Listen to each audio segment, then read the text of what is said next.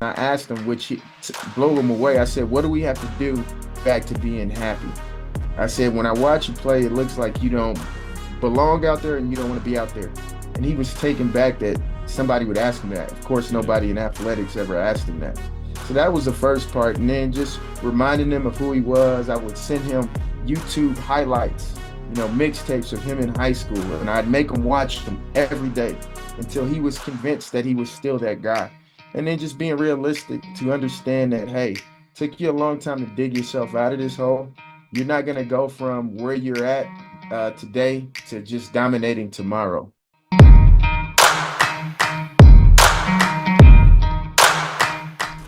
Thank you for tuning in. Thank you for listening. I am your host and coach, Tyler Johnson. And whether you've tuned in to elevate your mindset, your game, or just your day, you are in the right place.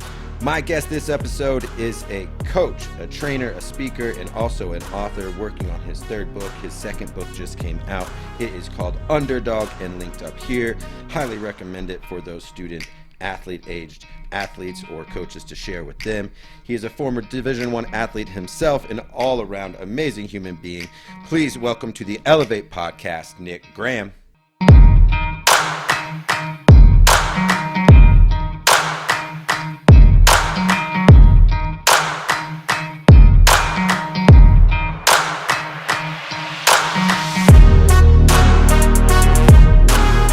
Nick, how we doing today? Man, I'm great, man. Just excited to be on, man. Thanks for having me. Yeah, I'm excited to have you on as well. If you probably heard in the intro there that Nick just released a book called Underdog. Had a chance to read it. It's fantastic. One of the things I like in there, and you caught me sharing one or two on social media, but the lemon drops. Yeah, Talk yeah. about the lemon drops and a little bit about the lemonade that you like to make and how it blends in your book. Yeah, so it's kind of a theme. So the inspiration behind the book for me personally, and for I feel like anybody that identifies as an underdog, is just and I kind of put it out there as we start the book, is to accept the challenge, to push through your tough times, and that serves as lemonade. It's like you making lemonade out of the nasty lemons that life gives you. But the lemonade that you make out of your lemons is not for you, for your soul to be quenched, so to speak, but the person in your life. So when you take the nasty lemons of life and turn them into lemonade, it's going to inspire an underdog. It's going to quench, metaphorically speaking, their underdog soul. So that being the case, kind of a play on that. At the end of each chapter, there's 31 of them. We have lemon drops. Lemon drops. I'm a big quote guy. There have been times in my life where it was quotes have served kind of as affirmation, as motivation, and as fuel for me to push past whatever I'm going through. And so at the end of each chapter, I found powerful quotes that kind of complement the chapter, just to be able to take with you as you navigate through the rest of your journey. I really like that. And I think listen to you explain it a little more. And you've worked with a lot of student athletes, high school, college, and then on to the pros. Um, but I think you said the word affirmation in Hmm. there, right? We talk about building that mindset with our athletes.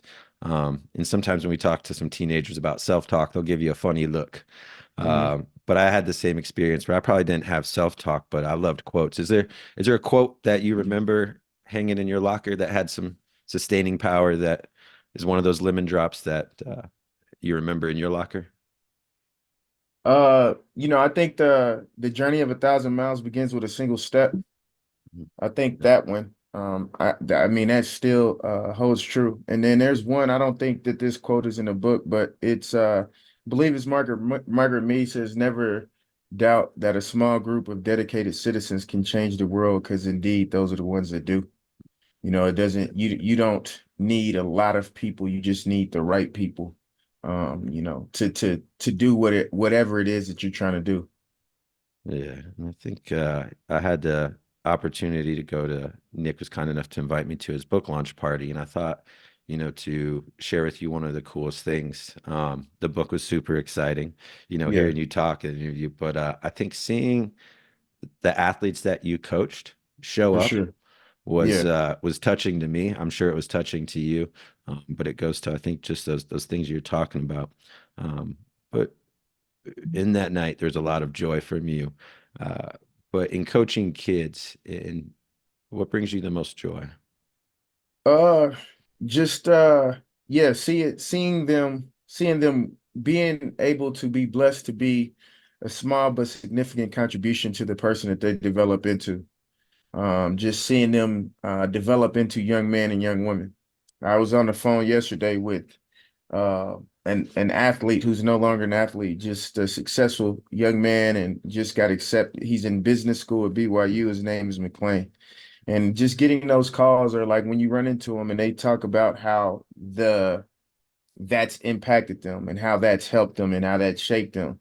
And it was funny. I was on the phone with him and he tried to apologize almost because he's like, he didn't make it to the next level of basketball. And I laughed and I said, bro, I said, I could care less about you making it to the next level of basketball. I was using basketball to help you make it to the next level of your life and be prepared for that. So the fact that you are doing everything that you're doing, that you're living this dominant lifestyle and you're doing it and you're a good person and you're making the world a better place, then that means that's literally why I've started, the basketball training, everything I'm doing and use it as a vehicle to help them be the best people they can be. So, Yeah, no, I love that.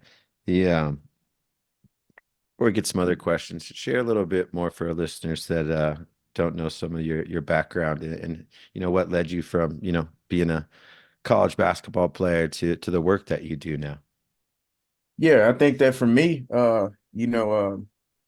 I've always knew I wanted to be a coach, but I think that early on I was selling myself short. Or when I was young, I was selling myself short as it relates to my vision. I thought I was just coaching basketball, but basketball has always been, like I said, a tool to be a life coach, so to speak. I never lost part. I never lost I always had a big picture in mind with basketball. I don't care. I've been blessed to work with, people like Trey Young or, people that basketball players that nobody's ever heard of. And it was just always trying to obviously help them be better basketball players, but I never settled just for that. And I think that, for me, my college basketball career was terrible in terms of production, but it's something that I went through, and it's something that I had to go through to do everything that I wanted to do. And when I was in college, I felt like if I would have just had one person that cared enough to see the potential in me and invest in helping me develop the proper mindset to overcome some of the internal battles of imposter syndrome, of doubt, of handling adversity, of, just unhealthily internalizing everything that happened on the outside and just, beating myself up. I could have been a much better player. I didn't realize this. I was telling a friend the other day. Uh, I never realized I was a really good basketball player till after my college basketball career was over. I started training professional players and and I didn't even know if I was a good trainer. And that's how I discovered it. I was kind of thrown into the wolves, but in training them, there were times where they needed somebody to just, we went through our reps and progressions, Yeah. and then they needed somebody to defend them and play one-on-one against them. And so I just jumped in to do it. And in my mind, I was just hoping that I was good enough to give them a good look. I remember there was a guy specifically. He's a point guard. He was all Big Ten. He was from Iowa. He was a second-year professional, had a decorated season. And I play him one-on-one. And I mean, I just dominate him. Mm. And I thought he was just like being nice. And he was getting more upset because he could see that like it wasn't even the thing that when we were playing, it wasn't even hard for me, Yeah. and I remember uh, I was working them out at Carmelo had a gym downtown Denver. I was working them out at this gym, and they had an NBA three-point line. And I had never shot NBA threes before that, unless I was just messing around, but just Yeah. in regularity, just in the middle of a game. And because he was playing on the NBA line, I was too. And I was just cashing out, cashing out, cashing out. Carmelo Anthony's trainer at the time, a guy named Idon, he was training Jason Richardson on the other side. he was watching us. So after the workout, he complimented me on my training and let me know he respected my training was really good. But then he was just like, but why the hell aren't you playing? You need to be playing somewhere. He's just like, you, I train players all over the world. You could be making six figures easy playing basketball. And so my takeaway from that is in my mind, I had convinced myself that wasn't good enough to play against professional players. I had dared not even shoot an NBA three-pointer because in my mind I wasn't good enough. But once I got outside of my head, that circumstance pushed me outside of my limitations and look at the player I was. And so the passion for everything I was is like, what if that encounter would have happened 5 years later? What if I would have had somebody in my life simply say something to me like that and gave me the tools to be able to do that? What would have happened to me? And so that's kind of the motivation, and that's my why for the basketball training. And through basketball training, because that's been my mindset, I've always had a sensitive spirit more for the underdogs in life, the people that are getting overlooked, the people that don't even know what they're capable of, and just kind of if affirming them, empowering them. So that's kind of how the training started, and obviously which parlayed into this latest book. Love it. You have a lot of great chapter titles. One of my favorites that stood out that I wanted you to talk about is Knock Knock Opportunity. Uh, Yeah. I like that one.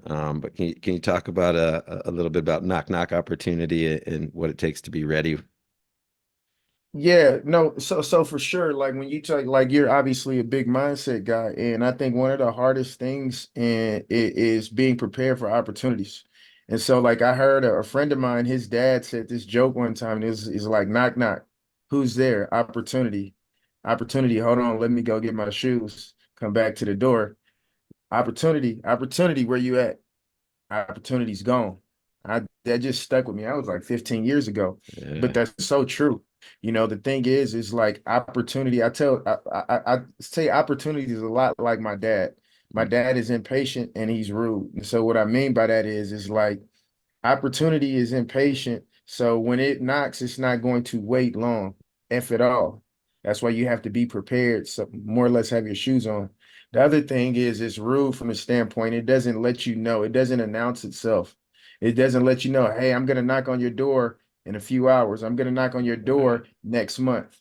You don't know when that opportunity is gonna knock on your door. And so if you want that opportunity, you need to, if you truly want your opportunity, you need to know that about opportunity. Just like we as kids, like we had to know, like if dad, like so I remember my dad, like he was I would want to go to the gym with him. He's a college coach, and he would come home for lunch or something. And if I wasn't ready to go when he came home, he wasn't gonna wait. So like I would be prepared if he came and when he came. I didn't know when he's coming. I just knew I had to be ready. And that's how we have to approach opportunity. And the thing about it is when you, you know, I talk, there's something, a chapter where I talk about being an underdog. Like there was somebody, he didn't know he was in an underdog circumstance. A lot of people in life don't recognize the underdog circumstance they're in. What I mean by that is they don't recognize that when opportunity knocks, it may only knock on your door one time. And you know, I go on to say that in the deal, you know, the back and forth between opportunity, you know, I didn't know opportunity, you know, in the book, I think I have it where he calls opportunity, where'd you go? Yeah, I knocked on your door, but I left, you weren't ready. And he says, opportunity, you know, I didn't know that about you. Well, when will you come back? Opportunity says, well, being that you're an underdog, for underdogs, I probably don't knock on your door twice. So there's a chance I won't come back. And so just understanding that the best thing that we can do is find a balance, right? As competitors to truly believe, I don't know how, I don't know when I'm going to get my opportunity. Because I say opportunity is senseless. You know, like my mom is a great cook. And so I would be hungry. But you know, what would allow me to just hang in there until the food was done is you could smell the aroma of what was to come. The thing about opportunity is there are a lot of times in life where you can't sense this opportunity coming, right? You know, whether it's a college athlete or whether it's a high school athlete that had no idea that this college coach was going to watch his game. There's a story, Javon Carter, who plays in the NBA. Bob Huggins Yeah. was at the gym early waiting for the game, waiting for the player that he wanted to see. And he just saw this guy over here dominating. Mm, If that guy would have, if that guy wouldn't have approached his business every day, he only had one shot to play in front of Bob Huggins. mm, John Morant was playing 3-on-3 on the side court while a coach was at an AAU tournament, and he noticed John Morant on a personal level. There's a young man that's now a successful adult that got he had no Division 1 offers. I was training a Division 1 prospect. I was training a Division 1 prospect, and I was sending a coach video of him, so he could show his boss. yeah, And then he says, "Well, okay, yeah, I like that kid, but tell me about this kid that was playing." That kid ended up taking that scholarship, and that's the only offer he had. yeah, Again, like, so you don't know when opportunity is coming. So prepare like you're going to get an opportunity, but prepare like you're only going to, excuse me, prepare knowing you're going to get an opportunity, but also prepare as though you might only get one opportunity. And that's what gives us the best chance to take advantage of our opportunity. right there. There's reason number one you should go buy the book that's linked up I for appreciate it, sure. man. Thank you. And one of the other things I really like that you touched on in there, because I think especially we see it with high school athletes, cranks up even more with those that have the opportunity to go play at the collegiate level. But you talk about some of the kind of the recipe for overcoming competitive depression. Yeah. And I think is just a very, very real and helpful to talk about it with athletes. That yeah, it's something we go through, and I think especially I know I've had injuries as a college athlete, and what that can take us through on that path. But talk about a few of those things that we can put into our recipe for when kind of tough times hit competitively. Yeah, for sure. And it was George Condit. So, and this happened organically, and it helped him so much that I'm just grateful that I'm obviously being a writer. I journal about everything. And so I just happened to journal about it. So as this book came about, I just went back to that. So what happened, I had an athlete, and I helped recruit him to Iowa State. And like a lot of young athletes, just because of their inexperience and lack of competitive maturity and experience, he didn't realize how hard it was. So he walks in as a freshman and he thinks he's going to go to the NBA after 1 year and it's just going to be all Big 12 and all this. And he just had this swag and this confidence. But this swag and this confidence had not been through the competitive fire, so to speak. So once he got thrusted into competitive fire and got knocked on his butt, like when you compete at a high level was going to happen, instead of recognizing that like this is really hard, he internalized that as like I'm not really good. No, it's not that you're not really good. It's just a lot harder than you thought. And Yeah, so that spiraled. And on top of that, the team was losing. He's at Iowa State. They had it was historically the worst season ever. They won 2 games. And he got dragged on social media. Like it was so bad that when he announced that he was coming back for his next year, people were just dragging him about that, talking about like we would be better off, go somewhere mm, else, saying all these just mm, crazy things. So he spiraled into a competitive depression. At first I tried to give him the space to just let him figure it out because so when you talk about the first thing, what he did, what if he had to do over what he would have did differently, he would have allowed me to help him earlier. No, so I think that you have to recognize that when you are talking about competing at the highest level, that there are going to be difficult days. There are going to be days that break you. And you got to have people in place that you can talk to, the right people. Because if you talk to the wrong people, they're either going to just blame everybody or just, tell you how great you are. But the right people that have that create a safe space for you to vent, that will listen, that will give you encouragement rooted in reality and all those things. And so he finally reached out to me and we developed a 6-step plan for him to get back to dig himself out of his competitive depression. I asked him, which blew him away. I said, "What do we have to do back to being happy?" I said, "When I watch you play, it looks like you don't belong out there and you don't want to be out there." And he was taken back that somebody would ask him that. Of course, yeah, nobody in athletics ever asked him that. So that was the first part. And then just reminding him of who he was. I would send him YouTube highlights, mixtapes of him in high school. And I'd make him watch them every day until he was convinced that he was still that guy. And then just being realistic to understand that, hey, took you a long time to dig yourself out of this hole. You're not going to go from where you're at today to just dominating tomorrow. Yeah. So just understanding the biggest thing of that was just understanding that to recognize the progress before you see an external result. I think that's where a lot of people aren't prepared for that. They listen to a motivational speech or read an affirmative quote or book. Maybe they read an Underdog or whatever it is, and then they expect things to turn around after a day, after a week.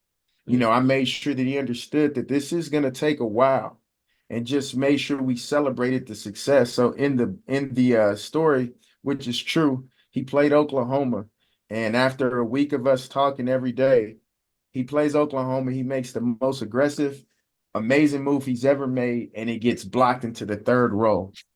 Mhm. But I celebrated the fact that he had the courage to make this aggressive move and had the swag to believe in himself. And I Yeah. made him celebrate that. At first, he's like, "What do you mean I got my shot blocked?" I said, "Yeah, but did you see the move you made?" And I took the move and I broke it down and showed him the move as it related to, I think it was like the Greek freak, Mhm. Antetokounmpo. And you could see these moves were very similar. Yeah. And he took that and ran with it. And by the end of the year, he was playing at a high level, but and then that parlayed into the summer, and that turned into him the next year, lead being a team captain on a team that had one of the biggest turnarounds in NCAA history, going to the Sweet 16. And I remember he hit me from the locker room after they beat Wisconsin in the Sweet 16, like tears in his eye, and he's like, "Graham, we did it." And he said, "To think, man, this started with me getting my shot blocked until the fifth row." So it worked for him. He's on the cusp of an NBA contract now. And so like I really believe that maybe that could help a lot of athletes because like you said, this athletic depression is something that a lot of people don't recognize. And as a result, they don't know how to deal with it. Yeah. And I think when you're a college athlete, obviously pro athlete, even high school athlete, when so much of your life is centered around sport, that spills over to the other areas of our worlds. No doubt for sure. And so one of the things you talked about, I love that you brought it up in your writing, is journaling. Talk a little bit about Mhm. how journaling can kind of help us as an athlete, process some of the things, and maybe how do you encourage athletes to pick up a pen and let some thoughts out. Yeah. No, for sure. Well, first of all, you teed me up. So, like, my third book is written, completely done. It's a guided journal for Okay. competitors All right. specifically. All right. And it came about by the questions you asked. So, what I realized, I was speaking to Stephen F. Austin, and I was talking to them about journaling. And what I realized is, I think that a lot of athletes, it really moved them. You could tell they leaned into it. And so, what's happened, I've talked to enough athletes. Here's what happens a lot. I talk to athletes about journaling. They've kind of heard of it, but they've never thought about it. But when they think about it, it makes sense to them. And so then they get excited. They go get a journal, they got their pens and everything. And then I get a call. It's just like, okay, how does this work? So what started happening is I would basically be a journaling coach and give them prompts. Yeah. And then once they got into exercise, they would do it and just felt good about it. But I mean it makes sense specifically for competitors because one, like I think there's levels to opening up. I think that you may not be comfortable opening up to somebody else. So you got to at least open up to yourself. Yeah. The other part of it is like, as you know, competitive athletics is a cutthroat place with Yep. a lot of people, a lot of politicking, and you don't know who to trust, whether you're a coach, whether you're a corporate executive, or whether you're an athlete, you don't know who to trust.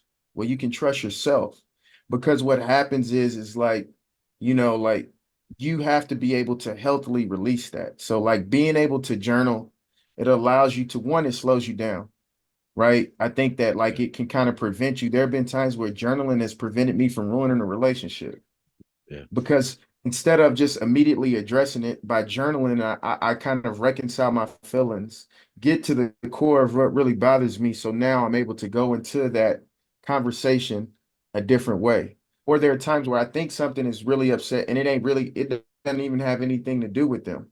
And so now it's just like, okay, I've already figured out it didn't even have anything to do with that. Or there are other times where it's just like it validates how I feel. So now if I need to go talk to that coach, like I've already validated my disappointment and this and that. And now and not only do I validate it, I'm able to articulate it because I've had to take the time to articulate and communicate that to myself. So it's almost like a rehearsal of how that conversation is going to go. Because I think that one of the things that's hard for athletes is it's extremely hard to go address something that needs to be addressed with this coach. Could you think Yeah. about I've had to help a lot of athletes go talk to their coach, whether Yeah. it's playing time, whether it's just communication, whether it's clarity. Because a lot of athletes think that it's disrespectful to go talk to my coach. No, it's only disrespectful if you r- do it in a disrespectful way. Right. The other thing about it is like what relationship can be optimized without communication?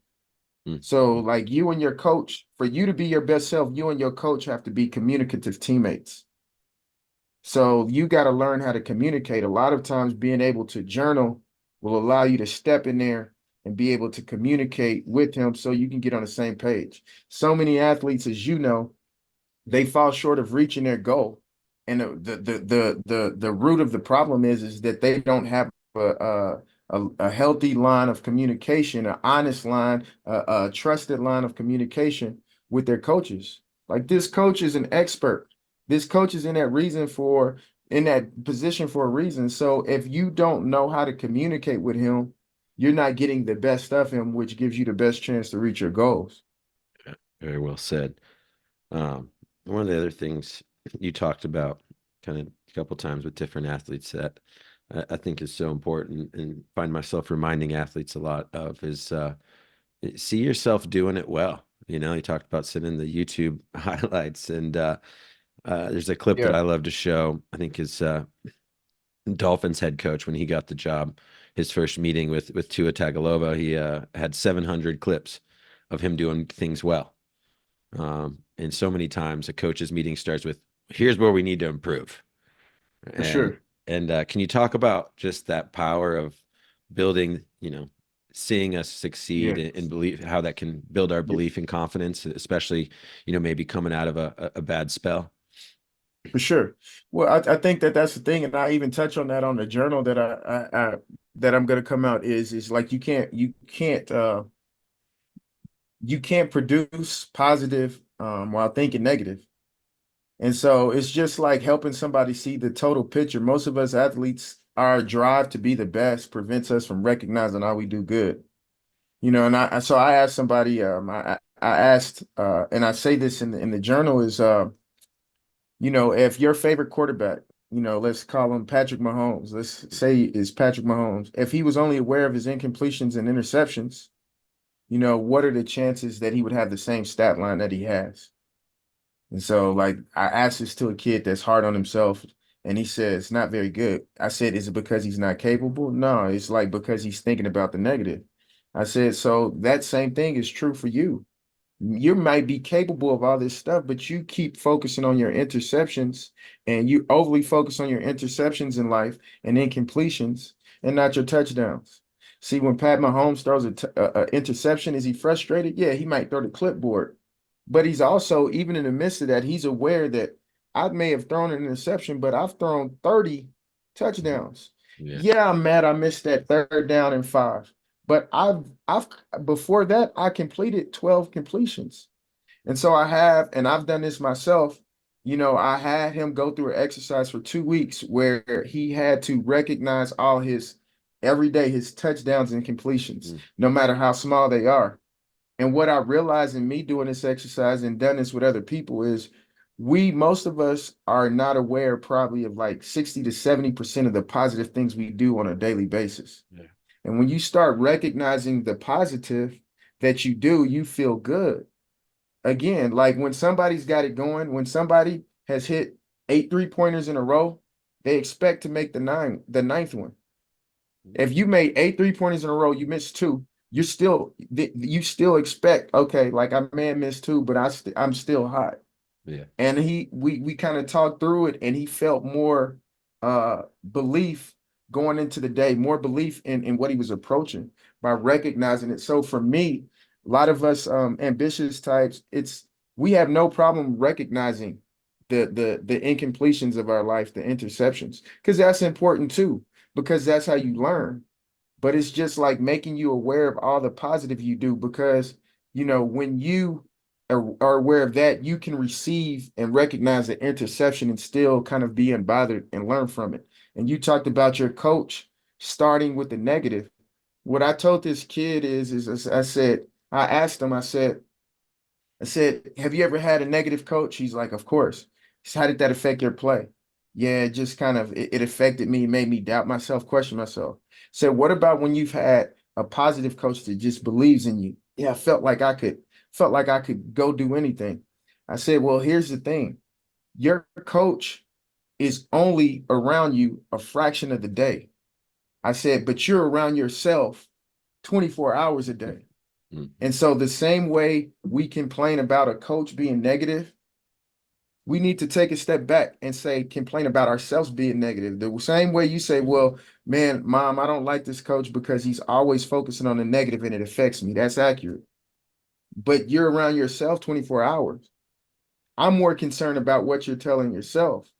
Let's get you so strong. One of the things that I always try to do as a trainer is like get somebody so internally strong and in the right place that even if you have a negative coach, like there's something within you that's able to override that, because you might have one.